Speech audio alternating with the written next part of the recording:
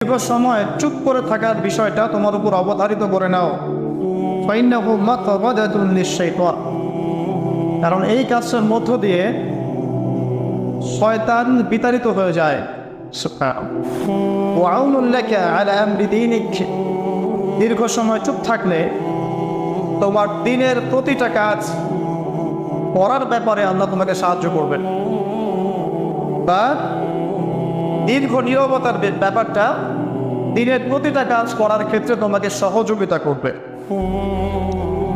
খুঁজতো, আমি বললাম জিদনি ইয়া রাসূলুল্লাহ, ইয়া রাসূল সাল্লাল্লাহু আলাইহি ওয়াসাল্লাম, আমাকে আরো বাড়িয়ে দিন, আরো কিছু বলুন, আরো কিছু ওসিয়ত করুন। ক্বালা, তিনি বললেন ইয়াকা ওয়া কাসরাতাদ দাহিক, সাবধান থাকবে, বেশি বেশি হাসবে না। ফাইন্নাহু ইউমিতুল কানি, কারণ যারা অধিক পরিমাণে